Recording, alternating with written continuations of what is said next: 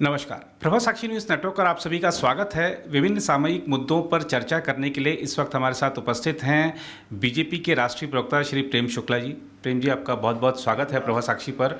और चूंकि इस समय हरियाणा विधानसभा चुनाव का जो प्रचार है वो गरमा रहा है, आज राहुल गांधी भी चुनाव प्रचार में उतर रहे हैं। हालांकि जब हम आपसे बात कर रहे हैं तब बारिश हो रही है, वहाँ पर तो अभी सभा उनकी शुरू नहीं हो पाई है, लेकिन वो असंध में कांग्रेस के उस उम्मीदवार के लिए प्रचार कर रहे हैं जिसका वीडियो वायरल है। उसने कहा था कि हम अगर सत्ता में आते हैं तो पहले हम अपना घर भरेंगे, फिर अपनों का घर भरेंगे। अभी एक दिन पहले ही गुहाना में प्रधानमंत्री जी ने कहा था कि कांग्रेस का शाही परिवार भ्रष्टाचार में लिप्त है।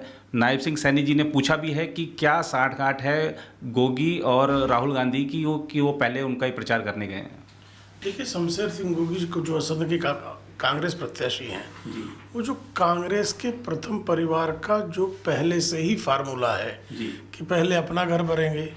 श्रीमती सोनिया गांधी, श्रीमान राहुल गांधी, उनके पिता राजीव गांधी जिस तरह से भ्रष्टाचार में आखंड संलिप्त रहे, उसके बाद अपनों का घर, जैसे दामाद जी के घर भर रहे थे, उसके बाद जो बचा खुचा होगा वो जनता को मिलेगा। तो कांग्रेस के श्रीमान राहुल गांधी, कांग्रेस के प्रथम परिवार की लूट की छूट वाली जो नीति है, जो उसका अनुसरण करेगा शमशेर सिंह गोगी जैसा, स्वाभाविक तौर पर उनको प्रिय होगा। क्योंकि जो लूटेगा तो लूट में हिस्सा जो है अपने सरदार के यहाँ भी पहुंचाएगा ना।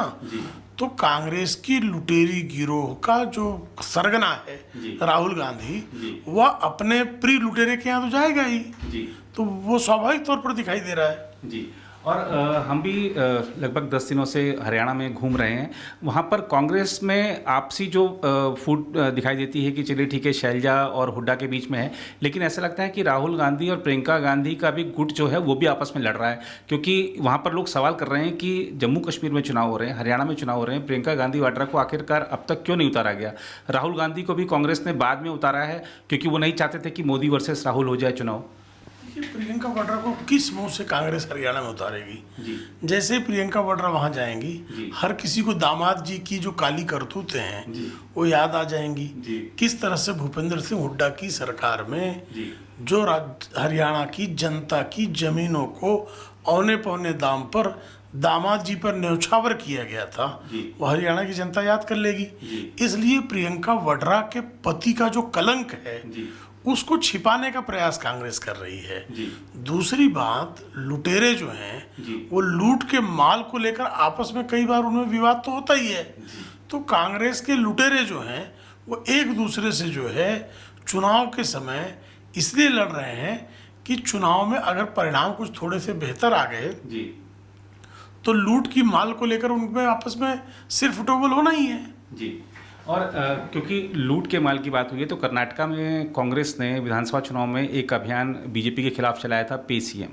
अब वहाँ के जो सीएम हैं सिद्धारमैया, वो खुद भ्रष्टाचार के आरोप में लिप्त पाए गए हैं। जांच के आदेश हो गए हैं, लोकायुक्त ने दे दिया है जांच का आदेश।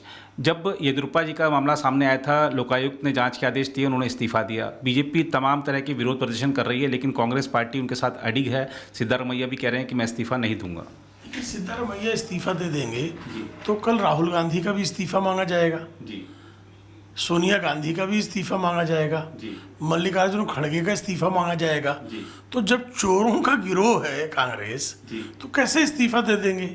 श्रीमती सोनिया गांधी 420 केस में बेल पर हैं, श्रीमान राहुल गांधी 420 केस पर जमानत पर हैं, श्रीमान मल्लिकार्जुन खड़गे पर भी तमाम आरोप हैं, उनके बेटे पर, उन पर किस तरह से उन्होंने जमीनें जो है कब्जा की हैं। अब भारतीय जनता पार्टी तो नीतिमंतों का परिवार रहा है, तो इसलिए भारतीय जनता पार्टी में आदरणीय येदियुरप्पा जी ने रखा था और त्यागपत्र दिया था। लेकिन लुटेरों का कोई आदर्श नहीं होता। लुटेरों का तो लक्ष्य एक ही होता है, अधिक से अधिक लूटना और लूट का माल जो है अपने मालिक के चरणों में न्यौछावर करना। तो सिद्धारमैया ने जो लूटा है उसमें हिस्सा उन्होंने अपने सरगना राहुल गांधी और मल्लिकार्जुन खड़गे को भी पहुंचाया है। इसलिए सरगनाओं की हिम्मत नहीं पड़ रही कि उनसे त्यागपत्र मांग लें। और झारखंड के मुख्यमंत्री का एक बयान आया है, उसमें उन्होंने कहा कि झारखंड की डेमोग्राफी नहीं बदली है, पश्चिम बंगाल की बदली है। बीजेपी बार बार कह रही है कि पश्चिम बंगाल की भी बदली है, अदालत ने तो झारखंड के बारे में भी यही टिप्पणी की है। तो अब झारखंड के मुख्यमंत्री के श्रीमुख से जो पश्चिम बंगाल के लिए निकल गया है, उसको आप कैसे देखते हैं? देखिए वो जो है अपना जो कलंक है वो दूसरे के मुंह पर पोत कर जो है कहना चाह रहे हैं कि मेरे मुंह पर कलंक कम है। लेकिन पश्चिम बंगाल में तो डेमोग्राफी बदली ही बदली है।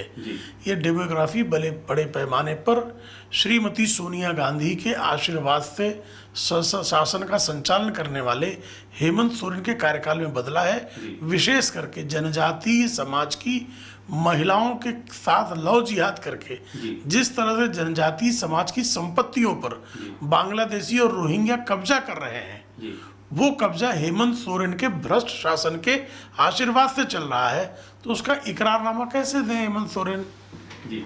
और हिमाचल प्रदेश सरकार ने योगी जी का फार्मूला अपना लिया है। योगी जी कहते हैं कि जो खाने पीने की दुकानें हैं उसमें आप अपना नाम लिखो, जो दुकान का मालिक है उसका नाम लिखो, तो सब अदालत भागते हैं।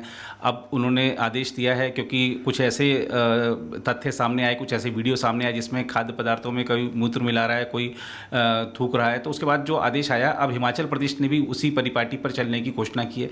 तो कैसे देखते हैं? योगी फार्मूला बाद में समझ आता है, लेट समझ आता है, क्या है? देखिए ये तो जो है हमारे जो गुमास्ता लाइसेंस का नियम होता है जी, उसमें भी जिसके नाम पर लाइसेंस है उसका नाम प्रमुखता से दुकान के बाहर लगाना चाहिए। वही आज का नियम नहीं, बहुत पुराना है जी।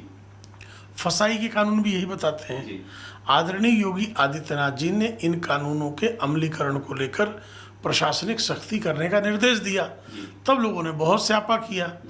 आज जब हिमाचल की जनता थूकने वाले, भोजन में जो है पेशाब करने वाले एक जमात विशेष की जो म्लेच्छ वृत्तियां हैं उनके खिलाफ जो है, जब विक्रमादित्य सिंह ने भी जनता के स्वर को सुनकर आदेश जारी किया है, तो कांग्रेस की जो मुस्लिम नीति परस्त नीतियां हैं वो जो है कसमसा रही हैं। जी।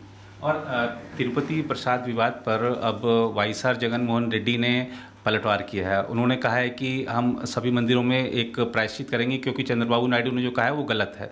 उन्होंने घोषणा की है कि 28 तारीख को मैं तिरुपति जाऊंगा, दर्शन करूंगा भगवान के। वहाँ पे जो डी पुरंदेश्वरी जी हैं, जो बीजेपी अध्यक्ष हैं, उन्होंने कहा है कि आप तिरुमला आने से पहले अपनी आस्था की घोषणा करें।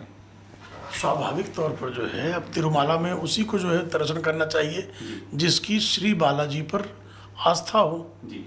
तो श्रीमान जगन मोहन रेड्डी कृपा करके बता दें कि उनकी क्या श्री बालाजी के चरणों में आस्था है क्या, और यदि आस्था थी तो उनके कार्यकाल में जिन लोगों ने प्रसाद को दूषित करने का दुष्कर्म किया उनके विरुद्ध कार्रवाई के लिए वो आगे क्यों नहीं आए?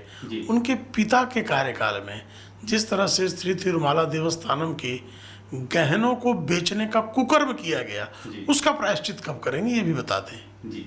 और अगर हम देखें, पवन कल्याण जी जो आंध्र प्रदेश के डिप्टी सीएम हैं, वो सनातन बोर्ड की मांग कर रहे हैं लगातार। बीजेपी का स्टैंड क्या है इस मांग पर? देखिए साधु संत भी कर रहे हैं। देखिए निश्चित तौर पर जिस तरह से किसी मस्जिद का संचालन जो है कोई ईसाई या बौद्ध कर सकता है क्या?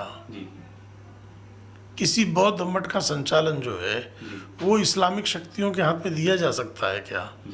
तो सनातन मंदिरों की संचालन की शक्ति ईसाइयों को देने का कुकर्म सोनिया गांधी के आशीर्वाद से जो किया गया, उस पर सारी कांग्रेस को इस देश के सामने नाक रगड़कर माफ़ी मांगनी चाहिए, और उसको आगे बढ़ाने वाले जगन मोहन रेड्डी को भी पूरे देश के सनातन धर्मियों से कान पकड़कर माफ़ी मांगनी चाहिए।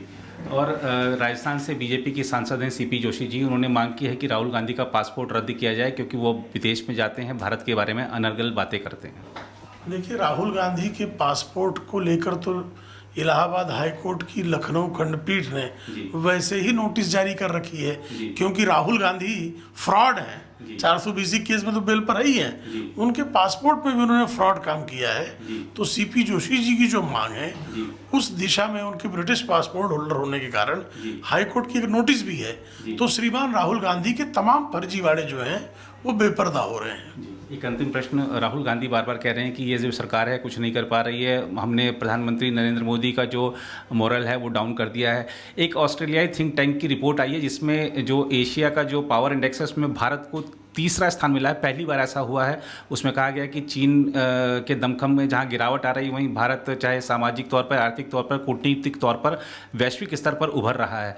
कैसे देखते हैं, क्योंकि ऐसी ही जो रिपोर्टें हैं वो तमाम वैश्विक रेटिंग एजेंसियां भारत के बारे में कह रही हैं। तमाम वैश्विक एजेंसियां भारत के गौरव का गान कर रही हैं, लेकिन चीन के चंदे पर पलने वाले राहुल गांधी बारंबार आदरणीय नरेंद्र मोदी जी के बारे में विपरीत टिप्पणियां इसलिए करते हैं कि चीन से जो उनको चंदा मिल रहा है वो अनवरत जारी रहे, उसमें थोड़ा इजाफा हो जाए। तो जो कांग्रेस पार्टी और राहुल गांधी चीन के चंदे को चाट कर पल रहे हैं, उनको तो ये सब बयान जो है देना पड़ेगा। जी, मैंने वैसे अंतिम प्रश्न कह दिया था, लेकिन संजय राउत का एक बयान मैं देख रहा था, तो मैं उसमें आपका उत्तर नहीं टिप्पणी चाहूँगा कि उन्होंने कहा है कि महाराष्ट्र में होड़ लगी हुई है सीएम और डिप्टी सीएम में कि मैं सिंघम मैं सिंघम।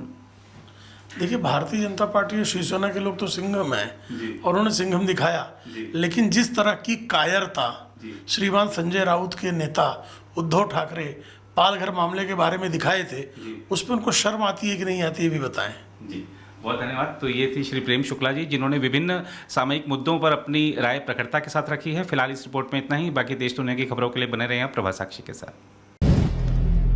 अगर आप भी लेना चाहते हैं देश दुनिया की तमाम जानकारी, तो आज ही सब्सक्राइब करें हमारे चैनल को। साथ ही नीचे दिए बेल आइकन को जरूर दबाएं ताकि हर अपडेट आप तक पहुंच सके।